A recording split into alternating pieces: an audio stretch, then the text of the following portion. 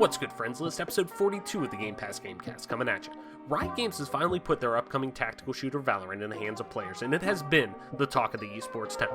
So this week, after getting hands-on with the game, Mike and I sit down to give our initial thoughts on Valorant and what the future might hold for Riot's first foray into the FPS genre.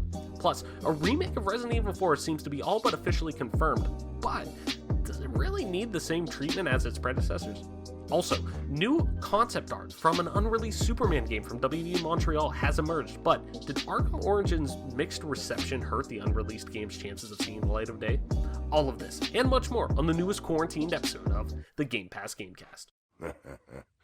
Now the fun begins.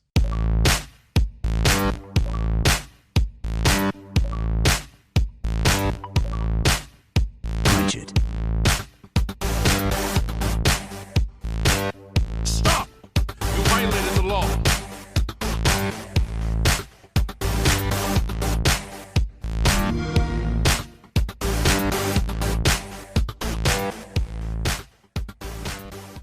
Welcome back to another episode of the Game Pass Gamecast, your weekly go-to podcast for all things Xbox, Game Pass, PC gaming, and more, including news, rumors, and conversations around them damn good video games. You can catch new episodes of the show each and every Friday morning when they drop on YouTube, Apple Podcasts, Google Podcasts, Spotify, SoundCloud, and all other major podcast services. So be sure to subscribe to us wherever you get those, and follow us on Twitter at GC Podcast. Stay up to date with everything regarding the show, video games, and our dope giveaways. I am your host, as always, Travis White, aka Travis, on most internet platforms, because I forgot last week to introduce myself at the top of the show. So I'm going to chalk that up to quarantine life and me not really fucking caring about much. But I'm your host, as always, Travis White, aka Travis, on most internet platforms. Joining me today, as always, my partner in crime, Mike P-Pack. Mike, what's good? What's going on? And what have you been playing on your brand new PC, my dude? Well, I'm excited because, knock on wood, granted, with a little DisplayPort issue because I was using DVI-D before. Mm-hmm.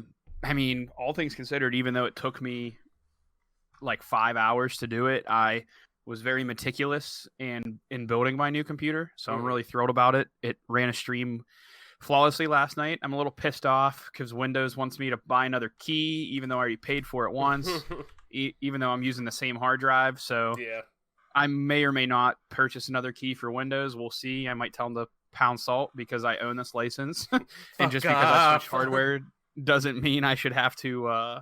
Anyway, Yeah.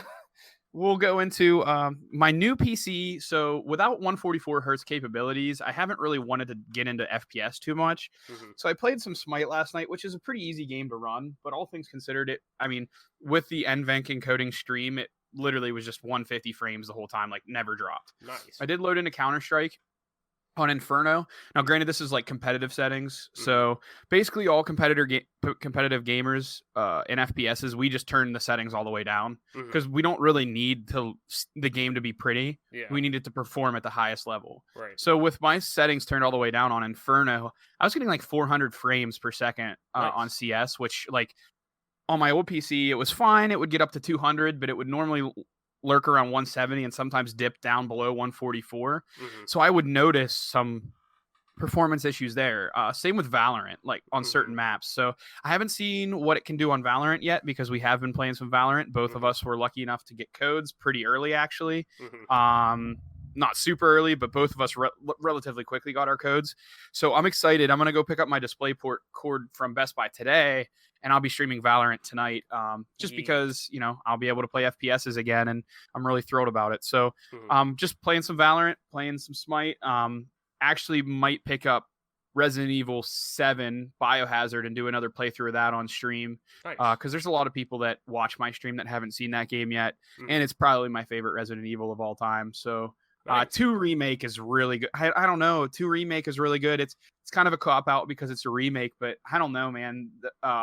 Claire's storyline in the second remake is awesome. So definitely going to get into more PC stream games that just like weren't even on my radar before because it just wasn't an option. Yeah. So definitely just looking to mix it up now that I have a better computer. So yeah, I'm pumped about it. It's nice to have a fresh piece of hardware. Well, a lot of fresh pieces of hardware in there, and it's finally nice to like not be held back by a computer and like basically just putting games off your radar because you're just like, I'm never going to be able to run it. Like now, if I wanted to, I could even buy an Oculus or something and play Half-Life. Like if I wanted, I have a good enough graphics card and a processor now. Mm-hmm.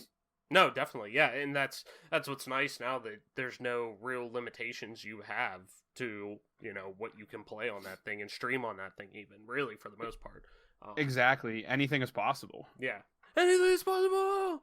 Yeah, so no, that's dope, man. That's dope, and I'm in the same boat. Been playing a lot of Valorant. Been playing a lot of Final Fantasy VII Remake, which obviously is a PlayStation game. This is an Xbox podcast, so not gonna stay on that too much, but. And really not on Valorant either, because that's, if you're reading the title of this, that's our big topic for today, since we do talk about a lot of PC gaming on the show, and Xbox and PC gaming kind of go hand in hand, if you ask me, but, you know, so I'm not going to dwell on that too much, but yeah, been playing a lot of Valorant, playing a lot of Final Fantasy. With that being said, Mike, let's just get into the news. There's not a ton of news today, so unfortunately, it's probably going to be a little bit shorter of an episode, just given the slow news cycle right now with everyone kind of at a standstill, still being locked up in quarantine, but we'll see where it goes. But let's at least get to the few news articles that we do have here. First on the radar here, canceled Superman game concept art appears to emerge. This comes from IGN by Joe Screbbles. As always, link in the description. Go over there and give Joe a click on IGN. Concept art for what may be a long-rumored and probably canceled Superman game from WB Montreal appears to have surfaced. Discovered by Twitter user Tatlinsky, I hope I pronounced that right, on the personal website of artist Joel Dos Res Vegas, which is definitely WB Montreal, obviously French-Canadian, if you're there. Doesn't necessarily seem like a French-Canadian name, but that's a little editorializing on my end, I guess, saying that. The art appears to show Superman in flight across a vibrant take on Metropolis. The artist is vice president of Montreal creative agency Steambot, credited on the image. Both Steambot and Joel have worked for WB Montreal in the past. Dos Reis Vegas helped create concept for characters in WB Montreal's Batman Origins, as well as DLC costumes for Batman Arkham Knight. WB Montreal assisted Arkham Knight developer Rocksteady for post-launch content. The image itself is found in a portfolio of images called Batman Games, which, with much of the work focusing on Origins and Knight. WB Montreal was widely rumored to be working on both Superman and Suicide Squad games following the release of Arkham Origins, with a 2015 job listing saying that it was developing 2 AAA games, quote, expanding the DC comic universe in the interactive space. Follow-up reports in 2017 claimed that the Suicide Squad game had been canceled. Some have pointed out that images from the same folder of concept art as Superman's image include a series of sketches of Harley Quinn could represent work on that project. Given that they were created in 2014, after Arkham Origins release, these sketches could be for that game, although they could also represent early work for Arkham Knight DLC. The lack of word since 2015 would suggest that the Superman game has been also canned, particularly given the assumption that WB Montreal is now deep into development on a game based on Batman's Court of Owls story arc. Rocksteady, creator of the Arkham series, categorically denied that it was making a Superman game in 2018. So, you know, the Arkham games we talk about a lot, they really not only define kind of what superhero games in the modern age could achieve, you know, through thought-provoking and original stories with tight, fun gameplay, but really also for explorative third-person action games in general. You know, in regards to WB Montreal, me personally, I truly, really did enjoy Arkham Origins, and kind of, to be honest, thought it might have the best story arc of all the Arkham-branded games, but WB Montreal's entry seems to be the ugly stepchild, the black sheep of the family.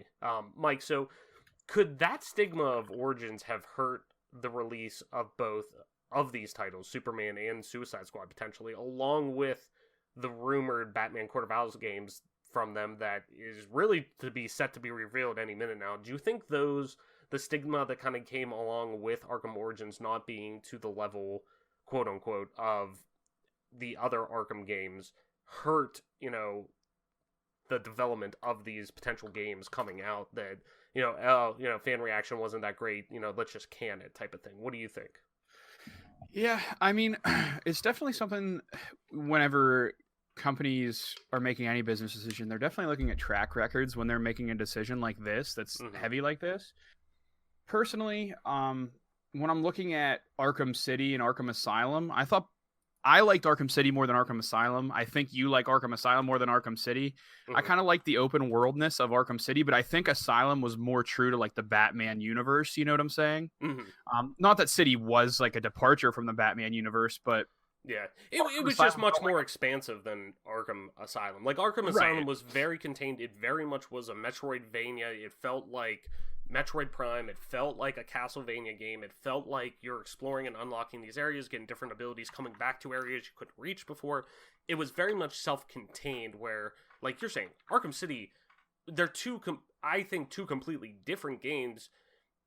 Just kind of like, they're more cousins than brothers, if you ask me, that they share the same lineage, but are, Arkham City, to me, is like an open world game, compared to, like you're saying, like, Arkham Asylum being a little bit more linear, a little more contained, which kind of spoke to me more. But no, go ahead and continue. I completely agree. Yeah, so for me, it's like, I mean, those two games were stellar, I thought. I really thought that they were kind of on the right path when they developed those games. I think anyone that's played those two games, if you're a fan of, I guess it's an RPG game, but it's not like a classic RPG game, because you're technically playing the role as Batman. I consider it more of like an action RPG with less open world elements, except for City started to expand there. However, like you said, with Origins and Night coming down the pipe, seemed to be something that with age, with the developers aging, the games kind of got stale. And like you said, it was just something where critically and fan wise, it just wasn't being received well. So I definitely think that those kind of, developments definitely would influence a decision like this. I think you'd be remiss to say that. Is it the end all be all? Probably. If I had to think of like a Superman game that I would like to play, I'm not really a big Superman fan, but then again, when I played these Batman games, I wasn't really a big Batman fan. And I wouldn't consider myself a Batman fan, as far as I wouldn't go buy Batman comics and read the comics. However, I think everyone who's a cinema fan, most everyone who's a cinema fan, I don't want to, generalize like that, but they enjoy Christopher Nolan's adaptation of the Batman series. You like at least one of the films. I think all three are stellar. I love all three. Like, me personally, yeah. I will watch all three of them any day. I probably prefer one myself, but that's for a lot of different reasons. Just like the plot twist of Ra's al Ghul coming back and all that. But for me, it's a company that kind of looked at a development of a game and thought, this isn't where we're thinking it's going to go. The Batman craze they definitely played on the popularity of the Christopher Nolan trilogy there. So I think it's just something that it's like, well, maybe let's go back to the drawing board here. So I definitely think that, coming down the pipe, their later releases have influenced this decision from them. Yeah, no, I totally agree. And I see it more as, and the thing with it is, like, as somebody who has started to appreciate Superman a little bit, more as I get older, which I've always been a Batman guy. I mean, you've known me for my whole life. Like, that was always the one thing I always had outside of, like, video games and sports stuff. It was always Batman shit. Like, I've been a Batman nut forever. I've read a lot of the comics.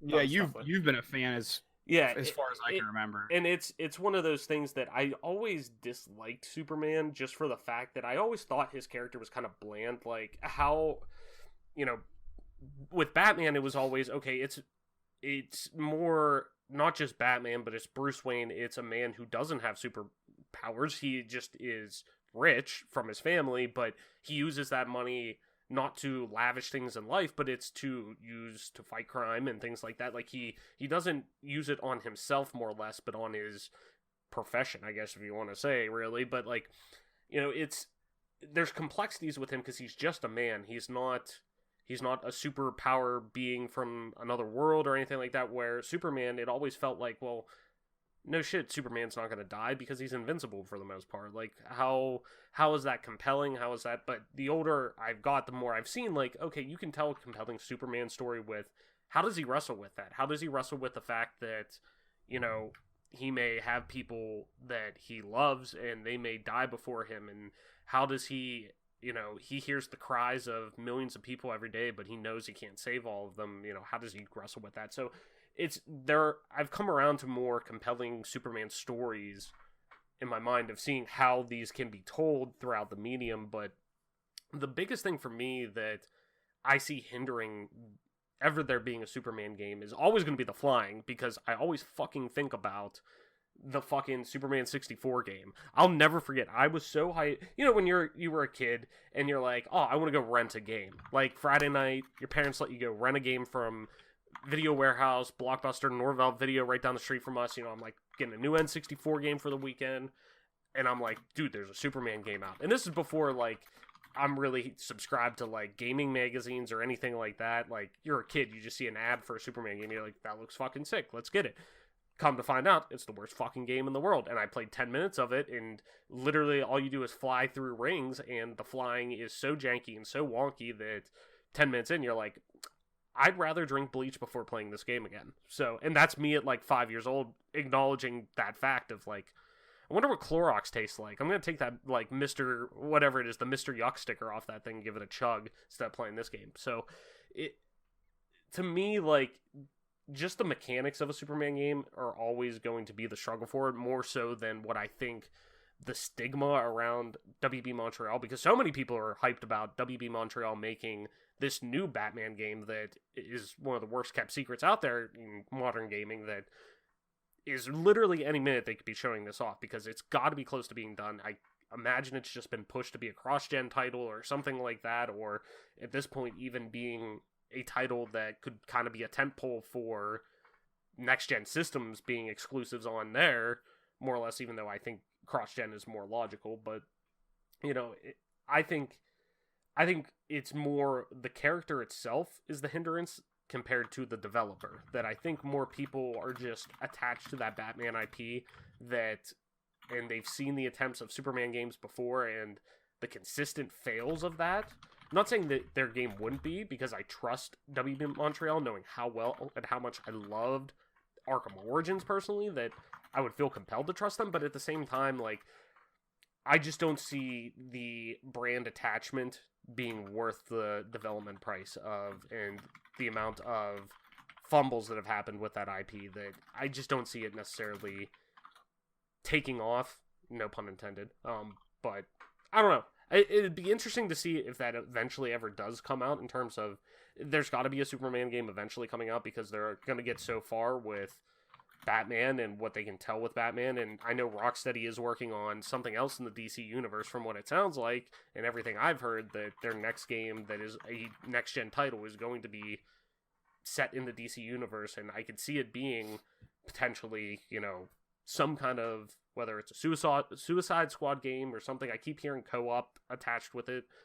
It may be some kind of Division, Destiny-esque experience, which not super crazy about, because they have DC Online that they could do that, but it is what it is. But I'm curious to see where they go with the Superman IP, because I think it's definitely inevitable. I just don't think it's ever worth as much as the Batman one, or ever will be. So, Mike, let's get into our last news article for this week, which is kind of a big one and kind of a follow-up to last week. So this is kind of big. Capcom is working on a Resident Evil 4 remake.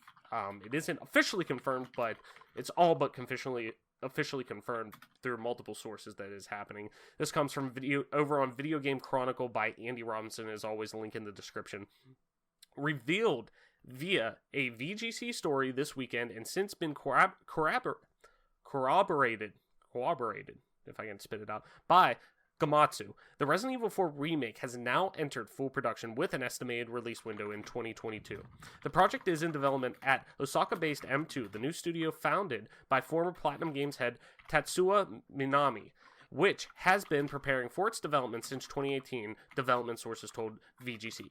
According to noted insider Dusk Golem, who also confirmed VGC's report, Resident Evil 4 has a larger development team than the series' previous two remakes, including support from Capcom's internal Resident Evil 2 and Devil May Cry 5 teams.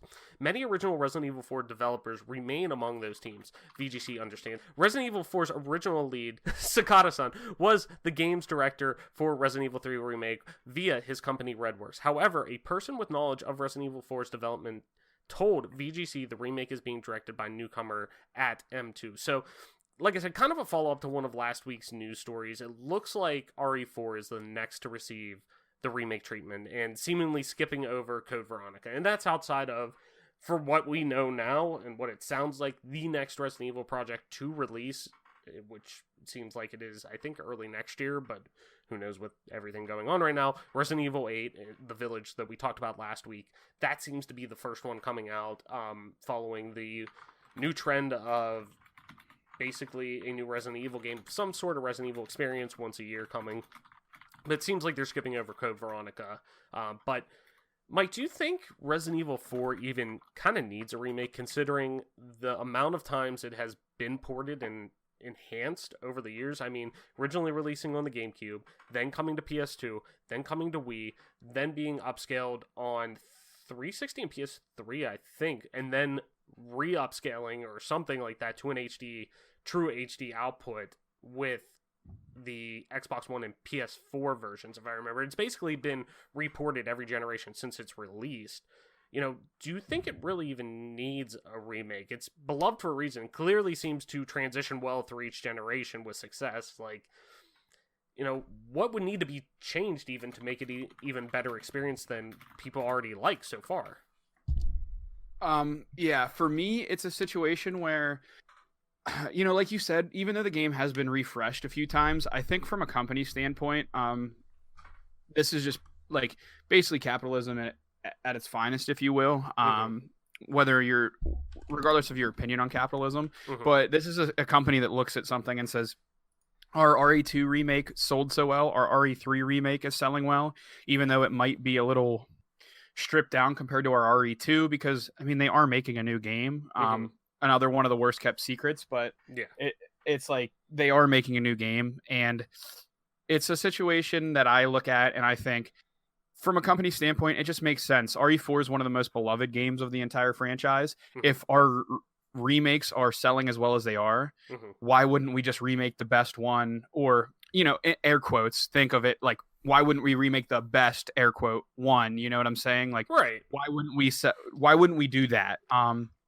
That's just the way I look at it. I look at it as they're just going to reskin it. They'll retexture it to run on super high graphics for the new consoles more than likely, and the new PC, but it'll probably run on Xbox One and PS4 also. So for me, it's just simple X's and O's, simple business model, simple money signs. Hey, our remakes are doing great, even though RE4 has been redone. We'll remake it. But to answer the question that's pertinent to our discussion, does it need one? No, it doesn't. This is a game that if you go back and play the original graphics on Steam right now, the gameplay that everyone loves is what you're going to experience with it. Versus, yeah, you might not have the most visually pleasing experience, but you're going to get the gameplay out of it. And the visuals, like, while they're not amazing, they're not so dated that like it's unbearable. No, absolutely not.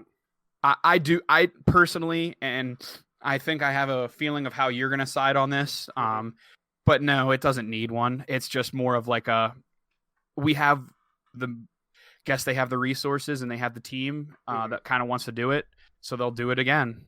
And they see, like you said, it's capitalism at its finest in terms of they know this is going to sell. Like, they just know, literally look at Final Fantasy VII Remake as an example. You're taking the most beloved entry in a long-standing series like that people have been clamoring for somewhat. I mean, with RE4 it's a little different, but people have been begging for a Final Fantasy VII Remake since the PlayStation 2, really, whenever they originally kind of threw out a tidbit saying that they were thinking about remaking that in a couple of different PS1 staples. But for me, like, I don't think they need a full remake of the game. They will do it because, like you said, they like money and it's going to sell a lot, especially more compared to the other franchise entries. But me personally, I think the biggest thing that it would need to upgrade, if anything, is just the control scheme and maybe fix a little bit of the camera angles and whatnot. That the big thing is eliminating tank controls, because it's still pretty prevalent in the re-releases and everything like that graphically, it's not that bad. Sure, if you want to throw a 4K texture pack in there or something like that and just fresh them up a little bit, that's understandable. But the core architecture of the game and the way it's laid out is fine compared to how RE2 and RE3 were, where they were at a fixed camera. Yeah, and they that were was brutal. Yeah, and their tank controls and something, like, it doesn't hold up as well now compared to then. If you're looking at it from the contextualization of then, like playing Ocarina of Time, if you're looking at it as you're playing a game in 1998, it's still one of the best games of all time. Has the Zelda formula improved and enhanced over the years? Absolutely. Like, it was needed, but at the same time, you're looking at that game from that perspective, like Half-Life almost. We're going through and replaying Half-Life, for the first time in forever. Like, I'm looking at it as, okay, I'm looking at this game that was released in 1998. This is outstanding for something like that. I'm playing a piece of history more. And it's almost what RE4 is. But RE4, at the same time, was so advanced already for its time that it really was the dawn of a new genre of third-person action game, of that style of over-the-shoulder camera angles compared to that. But it just doesn't... The tank controls don't work with that well, especially in 2020 when you're trying to play it. But that's my big thing is, if they would do a remake, you don't, like, they're obviously going to, but they don't necessarily need it, but they just need to, which I guess would warrant a remake, because it's a lot harder than just, we'll take out the tank controls and do this. Like, it's harder than that, because game development's hard. You would have to restructure a ton of code, a ton of assets, like, so it would require probably a remake, but you don't have to remake everything completely. The core structure of the game is fine. It's just control mechanics and things like that are what need to evolve. That if you want to keep that soul game alive, that's the best way to do it. Because as every generation has gone by, people have been buying RE4, but the scores of it have gone down a little bit because people are like, there's tank controls. There's some jankiness to it where it's like a fresh coat of paint and, kind of replacing some of the parts would help this game and would help it for a new generation. So I'm kind of like you. I don't need maybe like just a refresh, basically, instead of like a complete and total remake. You know what I mean? From the ground up, they don't need a ground up remake, if you ask me. But it almost feels like this is something that modders could take care of, kind of like how Bethesda has left Oblivion and Morrowind, like the mod source, like. You can kind of do anything with the game. I mean, not anything, but there's so many mods out there, and the modding community is kind of updating Oblivion with a Skyblivion port, and they're trying to do a Skywind port. So it definitely feels like, I mean, obviously they're never going to give out this source code stuff, but if it had mod support, it definitely feels like something that, like, you could just have people who make mods do this for you instead of, dedicating your company's time and efforts. But like, if you've ever regifted anything in your life, I've never regifted something personally in my life, but you can't really fault them if you've ever regifted something. I mean, it's basically doing the same thing, right? If someone handed you something, said, "Hey, hold on to this, and in 10 years, you can sell it and get your money back. You can, or even double your money." You know what I mean? You're gonna be like, "Okay, I'll do that." It's just silly to think that they wouldn't do this, but I think we both are on the same side of the fence here. That it's really just unnecessary at this point. Yeah, no, I totally agree that it doesn't necessarily need it, and luckily it seems like they are still going to. It seems like, no, we're holding off on this to put out, Resident Evil 8 first. Like, this is our main priority, which is good, because I still think that they had one of the best coming out parties for a refresh of Resident Evil that they could have had, outside of, the ending falling off a little bit with how it kind of jumped off the deep end at times with RE7. But I keep saying, like, 2/3, almost 3/4 of that game, to me, were a perfect first-person horror game, to me, personally. But I wanted to see them follow up on that. So I'm glad that they're kind of, this is down the pipeline. It's in the near future, within the next 2 years, but it's down the pipeline. We're working on a new entry in Resident Evil first, which to me is great, and I'm really excited about that. So, Mike, let's get into our big topic for the week. And like I kind of mentioned before, we've both been playing Valorant, and for good reason, I think. So, kind of to set it up here, really, unless you've been living under a rock for the past 2 weeks, Riot Games, the developer of League of Legends, has been pimping out their new tactical shooter, Valorant, to the world, and it's starting to really take over all of competitive gaming, and it hasn't even released yet. So, to kind of lay the land here, last week, the game hit peak concurrent viewers of 1.7 million on Tuesday. That's 1.7 million unique concurrent viewers, as in watching at one time, at the same time, on Tuesday, which successfully broke Twitch's record for single day hours watched in a single game category, with 34 million hours watched in one day. And guess what? This is only for a closed beta. And at that point, I think it was still alpha, because I think they launched no, they did launch the beta on Tuesday, I believe, and that's whenever all the streamers started playing it and showing more gameplay and whatnot. So with our audience being so heavily PC gaming based as well as Xbox, I kind of want to talk about Valorant today because I think it is important to kind of talk about a game that seems to have the potential to take off here, and eventually I would imagine, like Overwatch, and even CSGO, we'll see a console at some point. So I kind of want to talk about Valorant today and why it's taken off, and even with just a closed beta has been so successful, and what it has to do to really dethrone other esports juggernauts, or what it has to avoid really doing to have it falter and kind of lose its momentum. So first off, to kind of set the table here, if you're somehow not familiar with Valorant, it's an upcoming free-to-play multiplayer first-person shooter game developed by Riot Games. The game was first announced with the codename Project A in October of 2019. If you remember that was the tactical shooter they showed off in the League of Legends 10-year stream that they had, and said, hey, we're actually, kind of finally earning the S in Riot Games now. We're releasing multiple projects, this being the big project that they were talking about that they're working on. It was Project A. So in the game, 2 teams of 5 play against each other, with players assuming the role of quote-unquote agents with unique abilities, and use an economic system similar to CSGO to purchase their abilities and weapons. In the main game mode, the attacking team has a bomb called the Spike that they need to plant on a site. If the attacking team successfully protects the spike and they detonates, they get a point. If the defending team successfully defuses the spike, or the 100-second round timer expires, the defending team gets a point. If the attackers eliminate all defending team members, they earn a round win. The first team to win the best of 25 rounds wins the match. There are currently 10 known agents in Valorant. Agents have special abilities like Overwatch that are either bought before rounds or earned throughout eliminations. So all of that's basically saying, imagine if CSGO and Overwatch had some hot, freaky sex while Rainbow Six Siege kind of watched in the corner.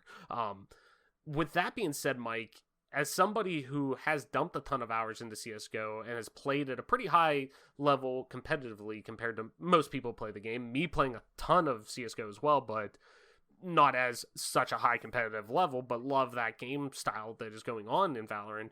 What are your initial thoughts for Valorant? What sticks out to you? What needs emphasis when you first kind of look at the game at a surface level? So the way you described it, somewhat accurate. The only thing I will say about it is so when I was watching it, I thought to myself, man, this has a lot of Overwatch and different flavors in this game. As someone who's put, so CSGO, it's like basically only active hours. I'd never just let it run. So you're looking at like 1,900 hours on my main account, not counting side accounts that I would smurf and whatever. So probably around 2,500 hours of CSGO, not counting 1,500 hours of CS 1.6 because I used to play before Steam even counted it. And on Steam, I have like 700 hours. So I played a lot of Counter-Strike in my life. Project A, Valorant is basically a lot. This is where it's going to start to get a little bit technical with the differences between CSGO and Valorant, but it is basically, I would say it's Counter-Strike's cousin, like first cousin, and Counter-Strike would be like a dominant trait. I was going to say, because to me, like, just playing it and watching it a lot the past, 2 weeks, really, to me, it seems much more dominantly Counter-Strike than anything else. From the shooting, the movement, obviously the objective-based gameplay for the most part, the tactical approach, like, it seems very much predominantly Counter-Strike. Correct me if I'm wrong, by all means. Yeah, no, it definitely is. You know, I would say it's even more. I would say it's even more like Counter-Strike than anything else. And that's not to say like. That's not to say that it's a ripoff of Counter-Strike. But the shooting, basically with like the one taps and the time to kill, it just feels a lot like Counter-Strike, but they just threw abilities in. So it's a lot less like Overwatch than you would think, because Overwatch, while you do have these abilities, I guess it's, if you strip all the core gameplay elements from Overwatch except for the abilities, you would then infuse that with Counter-Strike, and Counter-Strike being the predominant driving force, then you would basically have what you're looking for, minus being able to buy tactical grenades, flashbangs, smokes, grenades, because some abilities kind of take that place for certain agents in Valorant. Counter-strafing is a lot. Basically, it's Counter-Strike's the only game that's king, and the movement to Valorant compared to Counter-Strike is a lot. You'll feel it more sluggish. So not that it's not slow paced by any means of the imagination, but it's not as crisp or clean. Yeah, it feels like, to me personally, I've noticed like with CS:GO, my jumps and movement feel so accurately timed. Like everything seems so much more precise in CS:GO. Whenever like I notice in Valorant, like say we're going from what is it? What's the map? Split? Is that where like you have just A and B comes out to hookah, and you can go in with... That's I think that's Haven, isn't it? Okay, Haven. Yeah, that's Split is the one with B bomb site. You have to go through B tunnel, and then there's that big middle area that has like the sewers to A. Okay. Yeah. Lower vents and everything. Yeah. Yeah. So looking on Haven, for example, like if you're going, say we're gonna set 2 up on B to start out, and we're defending. I'll go up, and I'm using Cypher. I'll go up, and like I'm going to go into hookah to set up tripwires and stuff like that before the round starts. I'll notice that like a jump that I can make in CS:GO just from muscle memory won't be there, because it feels like I'm slipping. Like the movement speed feels like it carries me more than CS:GO, if that makes any sense. It doesn't feel as precise in the movement to me. If you're familiar with Halo, think Halo 1 to Halo 2, but not as slippy, like not as slippery as Halo 1, because Halo 1's super slippery. There's not enough friction. But it will remind you of that, just to like half or more of the degree of like slippage. You know what I'm saying? No, I totally agree. And that's what I kind of noticed right off the bat with it. Like, I think, me personally, there's a lot to like about there, because it feels, the gunplay to me feels good. I really like the gunplay. I need to mess with my crosshair, and that's the first game that I feel like I actually do need to mess with my crosshair, because like CS:GO, I've never touched my crosshair. I've never felt like I truly needed to, where Valorant, I feel like I do need to mess with it a little bit, just because the shooting is a little bit different, but it's very much mirroring, like muscle memory and everything coming from Counter-Strike. The sprays are pretty similar. Everything like that. The way you shoot a gun is very similar. That'll carry me a lot of the way. But there are some intricacies that I'm like, you know what? I think if I mess with my crosshair a little bit, I'll be able to... I think I'll feel a little more comfortable when it comes to shooting. But overall, there's a lot with it that I like. And the abilities don't feel like in Overwatch, where sometimes... There's some, obviously, like, I'm sure you'll want to talk about with Ray's, like, some of her things need nerfed a little bit because they're a little bit too rough. Even with Phoenix, some of his abilities could use a little bit of, a nerf to it, but, like, there's a lot with it that I don't feel the abilities are in, like, an Overwatch, where you feel overwhelmed from them. You feel like there is a true disadvantage for just people going in and playing. Like before Overwatch put in the, hey, when you when you now search for quick play games and stuff, you have to choose which role you're going to play beforehand, which was great. And games are more, it's helped balance games out more, but there were games where you'd see people using heroes with abilities that would just feel out of touch and make the game feel literally unfair just due to team composition, where this feels a little different, that, like you were saying, the abilities replace things such as smoke and such as flashbangs and things like that are more fit more into a tactical shooter comparative to like Overwatch, which is more ability-based hero shooting, where your gunplay isn't as important comparative to, CSGO or something like that. At least to me, like, I get that feeling that, it's not overwhelming knowing, okay, this person has this ability, but it's more, I'm looking at them more as weapons and items that I'm buying from the ecosystem in CSGO. Like, I just take that approach, and it feels like it fits more at home to me.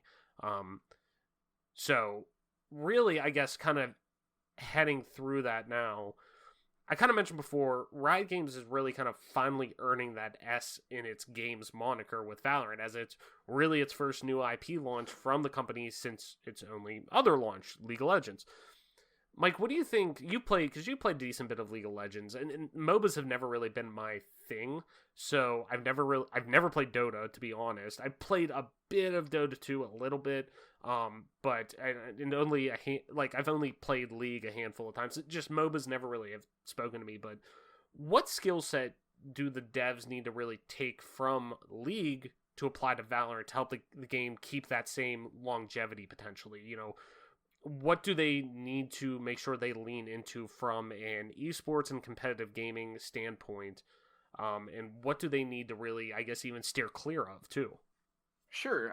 This is definitely something that might seem obvious to everyone, is basically if they take the ranked system from League of Legends, the only thing I would be wary of for them is limiting party size. So in League, you can only search ranked with 1 or 2, or you can play as a team of 5 and you play in kind of a different ranked queue.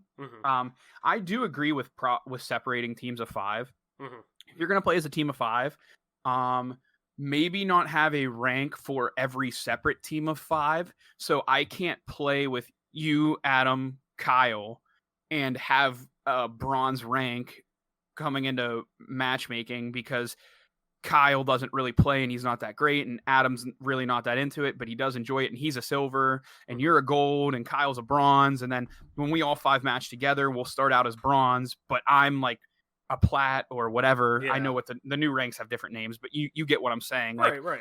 I would 100% agree with, you need to separate your 5 queues, so your 5 stacks you're going to want to separate, and what you're going to want to do when you separate those 5 stacks is give someone a rank. So when you play as a team of 5, if I was a master rank queue in 5s, and then I'm playing solos, it should weigh partially on my placements. Like, I shouldn't have to play a game with bronzes my first game. Like, let's say I do my placement matches as 5s, and then I go and place as a solo, duo, trio, or team of 4. Basically, I'm looking at it as like, while it shouldn't necessarily be 100%, like, I shouldn't place master in 5s and then automatically get that in my placements in solos or whatever, but it should definitely have some type of weight. Esports speaking, they basically are the king. I mean, I wouldn't. They're pretty much the kings with esports. I mean, well, they definitely are from a worldwide view, I would think. Sure. Like CS translates, and this has always been my big thing with League of Legends esports, because there's no denying that when you look statistically at viewership and at money brought in for esports, it's always League of Legends. It's always, you look at the viewership for Worlds for League, you look at the LCS, like, everything involved with that, it just dominates from a worldwide perspective, and a lot of that is from an Asian market. Where you look at CSGO, to me, Counter-Strike is always, I put it even with Rocket League, in the sense of it's one of the easiest it's one of the easiest esports to translate to television and viewership for all audiences, in terms of both hardcore audiences, but more importantly, casual audiences who are interested in esports. You could show them Counter-Strike, and they're able to pick up on what you have to do off the bat so easy. Because on the base level, hey, it's 5v5, you're eliminating players, you're trying to plant a bomb on a bomb site and blow it up. One team's attacking, one team's defending. Simple enough. Almost like Rocket League, where it's like, it's 3v3, and it's soccer with cars, and you try to get the car in the net, but it still has that from, if you're looking from an enthusiast standpoint, both games are easy to understand, but very hard to master, where if you want to find the minutia of it, you follow certain players within, E-League and stuff like that for CSGO, that you're picking up on, oh, this player plays at this sense because he's primarily doing this role with the team where he's opping, so he needs his sense at this spot, and he needs his crosshair because of this, because the spray for the gun is like this, or yada yada. I'm just throwing kind of examples out there, but it translates so much better to me than League, where League, literally there's so much going on the screen at one time in terms of a viewership, where you could pick up on the basis of what's going on, because basically you're just trying to destroy a certain structure on the opposing team's base for the most part. But outside of that, everything that's going on screen outside of that is so hard to translate to viewers comparatively to me, that if I sit my grandmother down in front of the TV and say, hey, this is the stuff I like, which one makes more sense to me? She's probably going to choose Rocket League, CSGO, something like that is so much more viewer friendly of, okay, what are they doing here? Oh, so they're trying to do that. I see they're trying to plant that bomb, or, oh, they're just trying to get to each other. And I'm like, okay, what's going on with this one? She's going to be like, well, I see some guys attacking each other, and they have minions, and they have these smaller structures, and they keep talking about a jungle, and they keep talking about it just seems so much more transferable. And I think that's the biggest thing for a North American audience with League that I worry about with Valorant, even though I think Valorant kind of in itself, the game that it is, solves that issue to me, at least. Yeah, if that makes any sense. It does make sense. I think the biggest thing with North America and pretty much all the big global esports, specifically PC games, obviously we're behind. The old adage is like, we were playing console games while everyone in Europe had PCs back in the early 2000s, which is true. I mean, if you had an N64, we were playing Mario Party and GoldenEye, and some of those guys were playing Doom multiplayer and even Quake multiplayer. So we're kind of behind the ball on that. But another thing that a lot of people don't consider when they're looking at these major esports, specifically in North America, is the popularity of Call of Duty. Now, Halo has died off to the point where it's irrelevant, as crappy as it is to admit and say. I mean, Halo's just an irrelevant esport. If you're not winning every tournament, and you're not already in that ecosystem, it's irrelevant to everyone else. It's irrelevant. But Call of Duty being, one of the most popular console games of all time, North America is still very much infatuated with the idea of playing Call of Duty on console competitively. So a lot of the top talent for these games are stuck in these console games, and they're not making the transition to PC, where European nations and countries, they don't really play the console games as much. They play PC games. So that's another thing to think about. And Asia is really heavy with PC games. Now, MOBA games with intense macro and micro decisions like that are a lot different than shooters. And traditionally, Asian teams haven't done that well in first-person shooters, basically just referencing Counter-Strike mainly because the Counter-Strike team, Tai Lu from China, they've done well, but they're a pro team, but they're not anywhere relevant. You know what I'm saying? They're not an organization. They're not an organization like a Cloud9, like a right. Even Team Liquid. Even their team, like they couldn't even if they weren't sponsored by an org like that, like the players themselves, they're not one of those. They're not the talent that like a Cloud9's even going to go try to pay for. But right. Whenever you look at them with, and you're starting to see it a little bit more of that now that Overwatch has come in, because it's taken some of those, even like, I could even see shades of things from League, like abilities and like these, you don't need to be necessarily that good of a first-person shooter to be competent in Overwatch, or maybe not competent's the worst, for example. So when you, me, Adam, Kyle are playing, Kyle's newer to first-person shooters. So Kyle usually plays a tank. He usually plays Orisa. He usually plays Reinhardt, something like that, where the learning curve just right off the bat isn't as super over the top, but he's still making a positive impact on our team.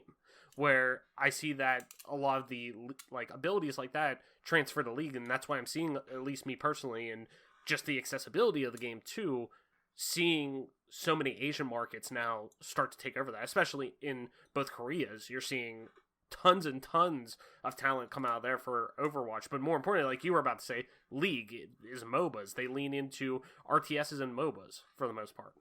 Right. It's basically a situation where, as long as they do, bring keep like the competitive flavor from League of Legends in it, and then they also work on, basically, you have to incentivize amateur players to play the game, whether that's with prize money, whether that's with ranked, whether that's with promise of an amateur circuit.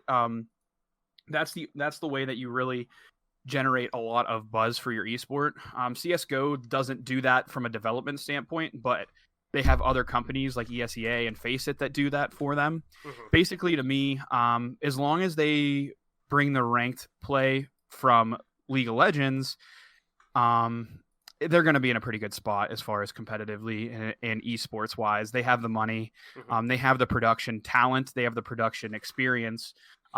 What they do with esports is going to push CSGO, and it's going to, hopefully it pushes Valve. I think that's what I think that's what everyone who enjoys CSGO is hoping for. Now, while Valorant to me is fun, I do enjoy it. The economy is a little dumbed down for me. The interplay with the economy is dumbed down because there's a lot less. It's really you saying that, not to interrupt you, for a second, but yeah, it's funny. It's funny seeing all these people come into play Valorant now from different, titles across, esports and multiplayer gaming come in and play this. You're getting a lot of people who play League come in and play this. You're getting a ton of people who play Fortnite, Call of Duty, CSGO obviously, but a lot of these, Overwatch, you're seeing a lot of this cross-pollination of fan bases come in and play this game. But it's so funny, it's so easy to tell which of the ones haven't played Counter-Strike before and which of the ones have been, League of Legends players, and who don't, even League, kind of, at least they understand, economies within multiplayer games a little bit, but like, people who play Fortnite, people who play Call of Duty, and that's not overtly shitting on them or anything like that, but like, you'll see, like, it's like every other game I'm getting somebody in there who, like, second round, they're dumping all their money, and it's like, okay, we drop pistol round, like, I don't know, let's save one more round, like, before you get anything, like, we can go, like, if you want to get, like, light shields or something, yeah, do that, but, like, let's go pistol one more round to save up so then we can start getting a decent team comp here with the weaponry we have. Like, they don't understand that it's not your money, it's your team's money, I guess. And the other that's really, it's not fun. I don't want to say it's funny but you'll see, like, even just pulling up before the 100 Thieves tournament yesterday, because I want to watch, shocker, Shroud's team won. Like, it's all CSGO players and all high-level CSGO players. Like, I wanted to see them dominate, but I pulled up Nadeshot's stream just to see what time, like, it was happening and whatnot, and he was playing it, and, like, seeing somebody like him who's never played Counter-Strike really or anything like that, like, struggle with the game and, like, not really understand. They're like, dude, why are you doing this? Like, he's like, fuck it, just going with it, I don't care. I'm like, yeah. And that's fine. Like, he's having fun playing it. That's all that matters. And he's obviously getting a ton of views off of it because of who he is and what's going on with the game and his organization being now a staple in esports, especially in North America. Like, it's just funny to kind of see that and see people's brains adjust to this and the learning curve that does come with it a little bit, and not really understanding, like, it's not your money, it's your team's money, and you're going to find success more often than not if you're focusing on that and being smart with your economy that comes with it. I will say CSGO players obviously have a bit of an advantage because we're used to the economy play. And also Valve has switched the economy twice in the past few years. I mean, we're talking like 3 years, the economy has evolved greatly. So in CS, they did change the round loss bonus, so you weren't as punished, because in 1.6 and in the beginning of Go and for a long time, if you lost pistol round, like, you had to save second and third round. Like, there was no option. Like, if you didn't and you lost more, now you're down 5-0, 6-0 just because you lost pistol round. So you didn't really have the choice. You basically had to save, right? Well, the biggest thing I noticed with Valorant is, with the abilities being as cheap as they are, with the lack of there being grenades, smoke grenades, things of that nature, with the abilities being as cheap and you not losing them, through dying like you do in CS with your smokes and nades and everything, the economy is a lot less punishing. You basically can buy. I don't really like to force buy second round because you're pretty much screwed third round and then you're screwed fourth round. I like to save the second and then buy third. But even if you just buy a sheriff, which is basically the deagle, the first round bullet accuracy on the sheriff is ridiculous. It's a lot better than the deagle. The deagle has some randomness to it, which makes it a little more fair. Now, the deagle's still pretty accurate and you can learn where you're going to shoot, but it's not as easy as the sheriff. And even just buying a sheriff, no armor, like, 1 or 2 good shots from your team, and all of a sudden you're in a 5v3 and you're in a really good spot. So you don't really need to force buy as much, but the economy play is they're going to need to do something with the economy, because I know there's no, like, you can't make the abilities more expensive. That's the first thing I thought, because there's no smoke grenade. Like, you can't buy a flashbang for $200. Like, you just can't. So you kind of have to keep the abilities where they are. I kind of toyed with the thought of maybe you make people lose abilities when they die. That'll punish them more, economically speaking. Maybe you make the round loss bonus is different. The win bonus is different. They're going to have to tweak the economy some to make it more fun, because basically right now it's in a state where, instead of there being economy play that kind of will limit teams, it feels like if you win 3 in a row, you die a few times, your money might not be that good, but the team that you have won 4, 5, 6 rounds in a row, their money is like they've bought 3 rounds in a row, like full bought, because they don't have to buy nades, they don't have to buy this, they don't have to buy that. They've had their abilities because they just haven't used them really, and they've been buying vandals and ops for 4 rounds straight. So you're not really getting advantage for winning 4 rounds in a row. You know what I mean? It's just it's a weird feeling. I'll have to watch, like, the 100 Thieves tournament. I didn't really get to catch yesterday because I was building my computer and I was doing some schoolwork. So I didn't really catch that much of it. While but I was kind of doing a bunch of work, work shit, and like I didn't really watch it too close.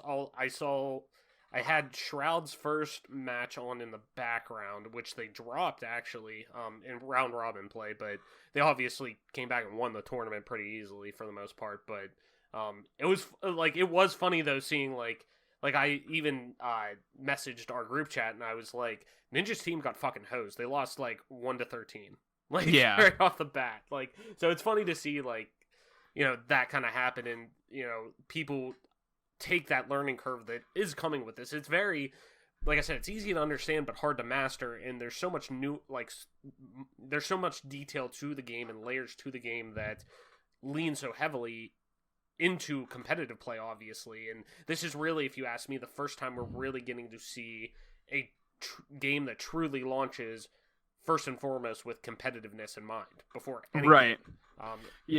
I think it's just it's a matter of the meta shaking out. The meta is becoming more defined every day that people have this game, and the more hours that are sunk into it, the meta is becoming more and more apparent. Whether that meta is good or bad, the game's in beta, so yeah, I'm kind of judging it as it's a full game basically, but it's not. It's still in beta phase. There's still a lot to be done with this game. So me being critical of it isn't bashing or anything. It's just things that I would maybe like to see. You know what I'm saying? No, definitely. So for me, it's just like right now, whatever the meta shakes out to be probably won't be the meta when the game's full release, and it's probably going to be for a good thing. I think the way they have the game right now, everyone's figuring out the guns, everyone's figuring out the maps, everyone's figuring out how to play, and we won't really get the meta until we get a full released game and there's competitive play on it, and then we'll see the best players in the world kind of creating a meta. But as of right now, what the meta is it's basically one huge feeling out process that isn't horrible, but for it to be competitively viable, there are going to be some changes that need to be made, and I think Riot knows that, and we'll see what they do from there.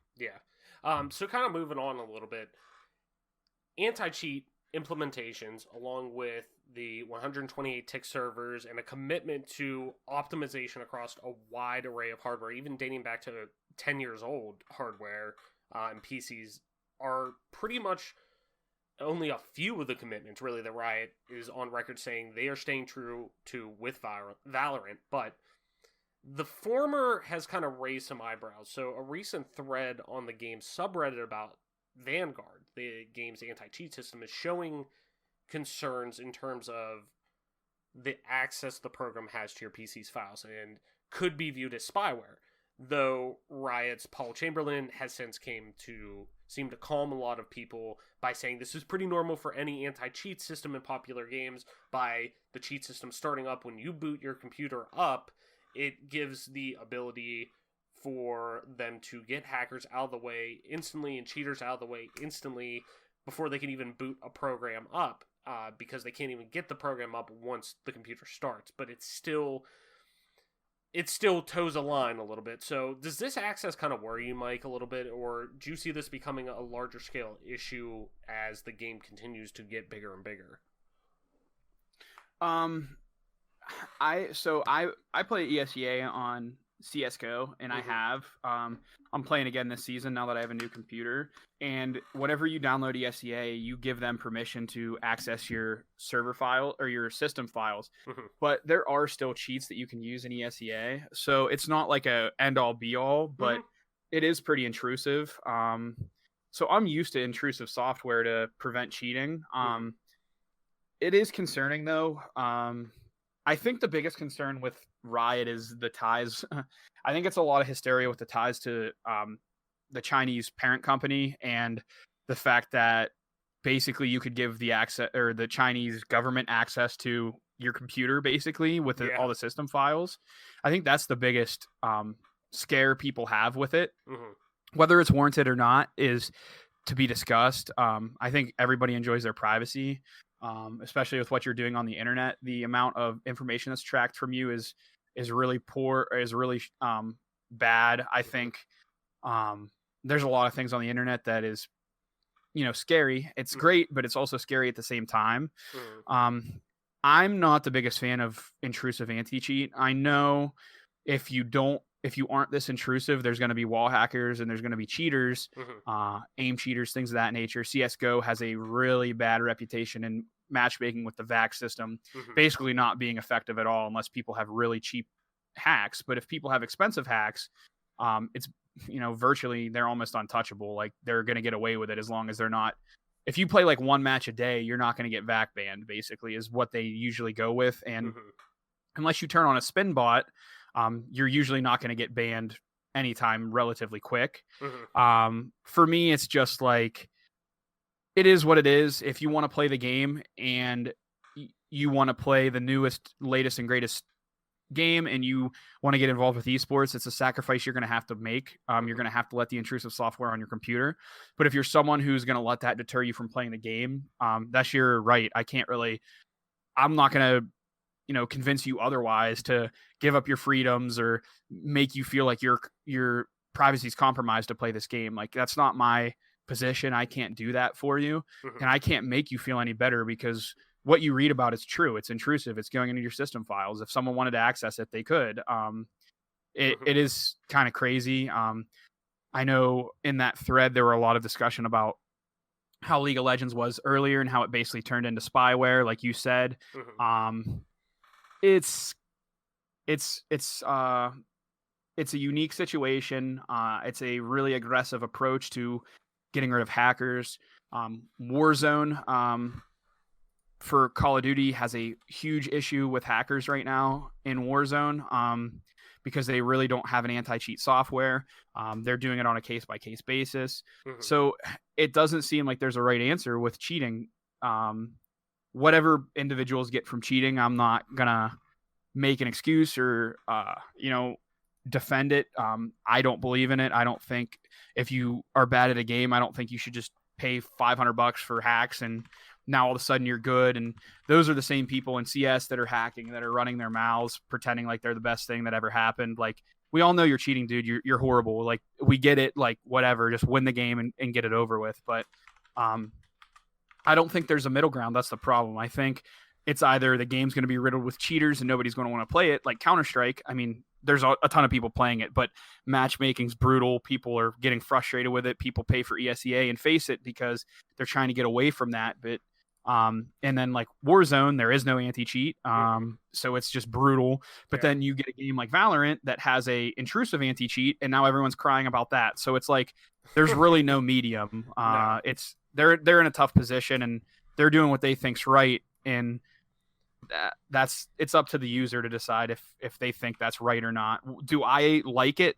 Not really. I'm not the biggest fan of it, but also I don't have anything to hide. So that's not a good mentality for me. I don't believe in that, especially when it comes to government interference with anything. I don't think, and people say that about cops. Like, why are you so afraid of cops? Do you have something to hide? And it's like, well, no, but still, you know, it's just like, I don't want to put up with it. You know what I mean? Right. Yeah.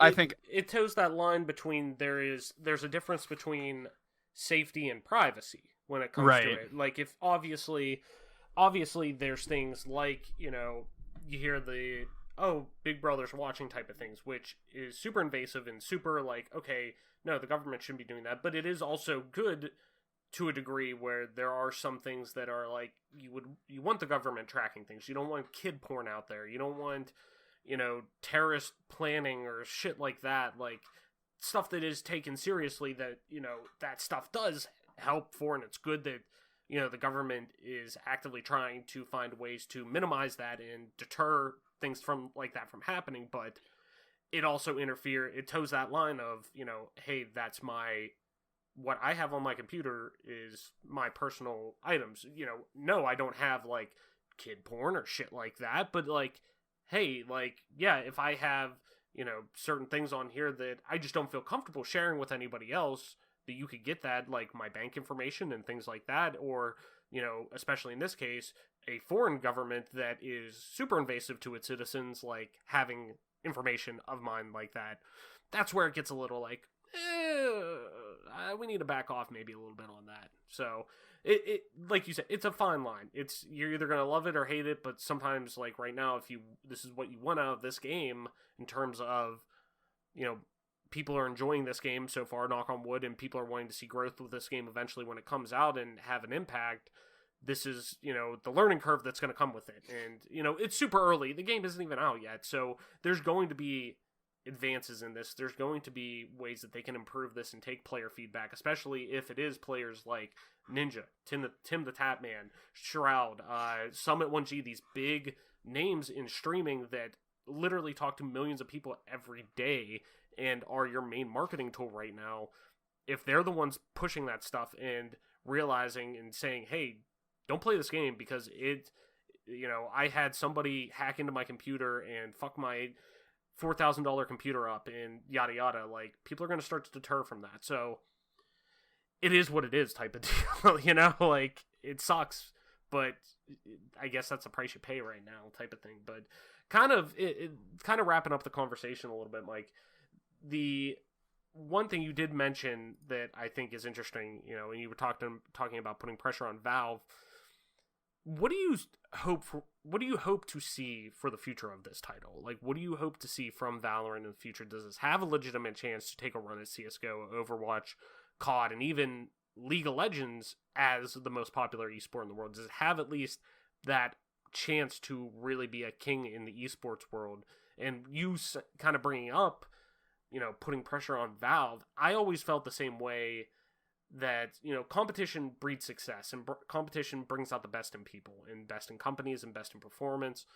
And you're seeing that now, like, and it's no wonder that you're seeing, you know, Valve pick up more studios since the, you know, start of the Epic Games Store. And that was one of the things I remember. I wrote an article for a website I was writing for that I put out there saying, you know, you may not like the idea of, you know, what Epic Games is doing for PC right now, where, you know, PC gaming has always been that, hey, this is, and I'm kind of going off on a tangent right here, but I promise it connects. You know, PC gaming has always been the reason gamers like it so much. One of the reasons is there's no exclusivity. There's no, you can just buy it and play it on whatever, and it's less hand-holding compared to console gaming in terms of there's console exclusives, yada yada, only certain hardware. No, if you have, it doesn't matter if you have an Intel or AMD build, you're going to be able to play your, you know, games on whatever, as long as it's PC. So it doesn't matter whatever hardware you have, as long as it's a PC, you're able to play it. But I wrote an article saying, you know, this is actually a good thing, because Valve hasn't been developing games. They fucking put out Artifact, but you're going to call Artifact a fucking game, really? It had 10 people playing it at one point. Like, it's a reason why you're seeing Half-Life Alyx. And granted, Half-Life Alyx had been in development since the Index really was being developed, but there's a reason why you're seeing Valve put an emphasis on game development again, because they're seeing the Epic Game Stores start to kind of take it, you know, be the bully and take its lunch money. Like, so it's no wonder. So, kind of wrapping this back in, do you see this having a similar effect to kind of wrap up the conversation? Sure. On Valve with, you know, CS:GO, and Blizzard with Overwatch, Activision with COD, and really, you know, does this have a chance to be the king of esports? Does it at least have the potential to, you know, reach that far? I think it does. I think the biggest thing is the 128 tick servers, I think, are really understated. Mm-hmm. And I think that's the big allure for CS:GO players. Like, we know how good 128 tick servers are because we play on ESEA and we play on Faceit, and we know the registration differences from 64 tick on their matchmaking servers. Mm-hmm. So with this game kind of rising to popularity as it is, mm-hmm. it's tough to say if it'll take the reign as the top FPS esport. Mm-hmm. CS:GO is really popular, and when majors are on, it's must watch esports. It's must watch TV. You know what I mean? It's special. I mean, one of the best moments I've had in sports, period. I'll be quite honest. In sports, period, it's not. I wouldn't say the most. I still think, and you probably agree with me, one of the best moments in sports we'll ever see live is the 2013 wildcard game with the Pirates, and for a lot of personal reasons. But, you know, one of the best sports moments I've ever watched was in 2018, whenever Cloud9 fucking won their first major in CS:GO and beat FaZe in overtime, and the crowd chanting "send them home." Like, it's hands down. I'm getting chills now thinking about that, because that was such a just hype and awesome moment that really only esports it could happen in, something like that. And, you know, it's just crazy that, you know, to think about stuff like that esports in general is kind of expanding on that. But go ahead. Sorry, like, no, you're good. Don't worry about it, man. It's just, it definitely feels like this hopefully will get Valve's attention and realize, like, whether it's going to be Global Offensive 2, like, mm-hmm. It probably won't be, but if Source 2 comes out and then they do something with that, you know, that's going to be thanks to Valorant, I think. I just think mm-hmm. Valve was in such a steady state that they weren't really looking to, shake the boat, if you will, or they weren't really looking to make that many crazy changes. And I think this is great for them too, because, you know, they're going to be looking to push to, you know, keep their crown at the top. For me, will it overtake CSGO? Like I was saying about the 128 tick servers, having that for all matchmaking is really cool. It's really nice. It'll make a lot of casual players happy, and they won't even know it. But at the end of the day, like I said, there's some economy things. There's some agent abilities that, while maybe not completely OP, they are a little bit unbalanced. Raze being one that comes to mind with her grenades and everything. Like the fact that they can plant the bomb and then she can just throw grenades from spots that you can't even see her, and you'll learn these little nade spots that'll blow people up that are diffusing, like things like that. The game was supposed to be really balanced with those abilities, and I think they thought they were, but when you release them into the wild, things kind of change. People find ways to abuse things. I think it has a chance. I don't think it will right off the bat. I think CSGO will remain king, but it's on notice. It's a situation where CSGO has to kind of look over their shoulder at this point in time. Overwatch is pretty popular, but I don't think it's in the same realm as CSGO, and neither is COD. League of Legends is obviously, if I had to make a tier list, I would put CSGO and League in the same tier, but League's such a different game. So we'll see what happens. People that play MOBAs are still going to play League, so you're not going to get a lot of those pro players to come over. But we'll see what happens with the CSGO community. I know a lot of...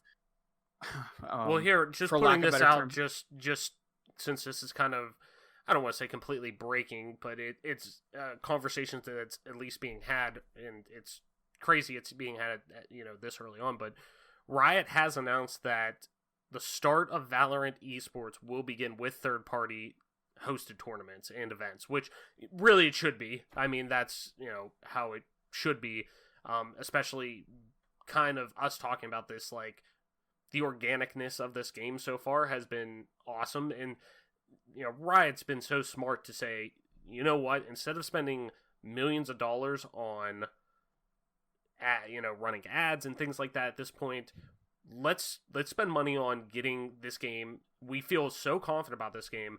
Let's pay the money to get these streamers in here, which actually, from what I've heard, they didn't even pay them to come and play the game. They probably paid them to fly out there and stuff like that, but for the actual event to come and play, they didn't pay them. They probably just covered their travel and whatnot, but... Well, they gave him the code, and they gave him the code to get access to get views. Yeah, like so he goes at 7.7K as we speak, which he's never been. I mean, he's been up to 2K normally when he was playing a lot, but never at this level.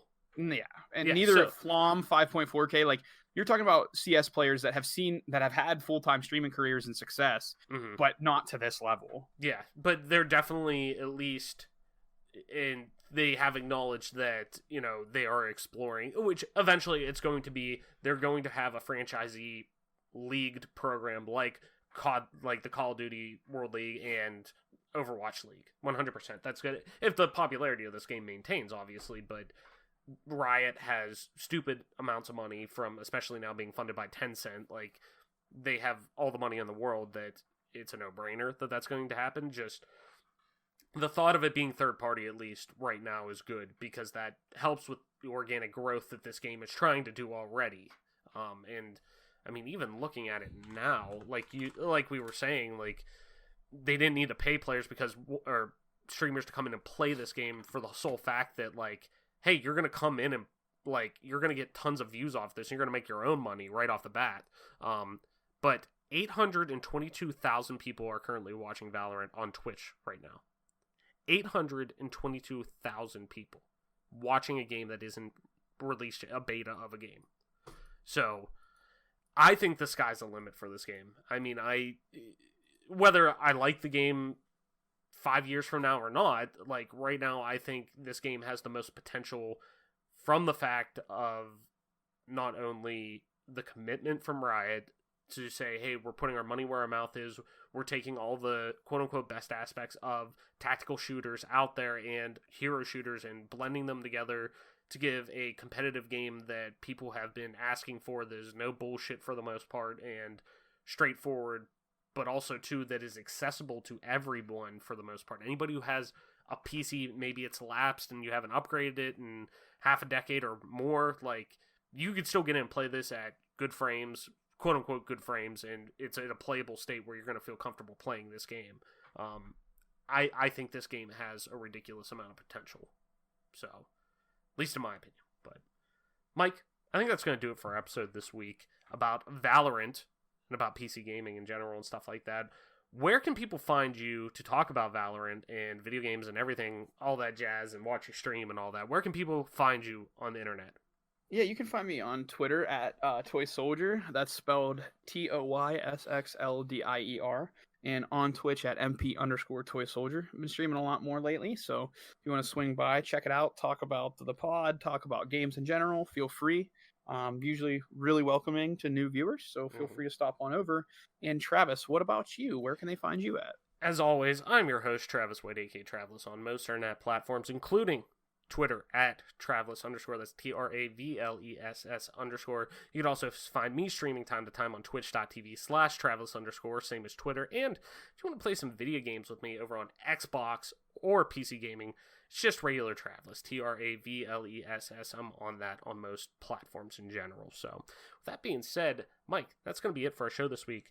And a new episode of the Game Pass Gamecast, your weekly go-to podcast for all things Xbox, Xbox Game Pass, PC gaming news, rumors, conversations, and more, because video games are so damn cool. You can catch new episodes of the show each and every Friday morning on YouTube, Apple Podcasts, Google Podcasts, Spotify, SoundCloud, and all other major podcast services. So be sure to subscribe to us wherever you get these shows at, or get a podcast at, and follow us on Twitter at GPGC Podcast. Stay up to date with everything regarding the show, video games alike, and our dope giveaways. And with that being said, Mike, that's going to be it for our episodes this week. Thank you so much for listening, sharing, and being a part of our growing community. Game on, wash your goddamn hands, and we will see you next week.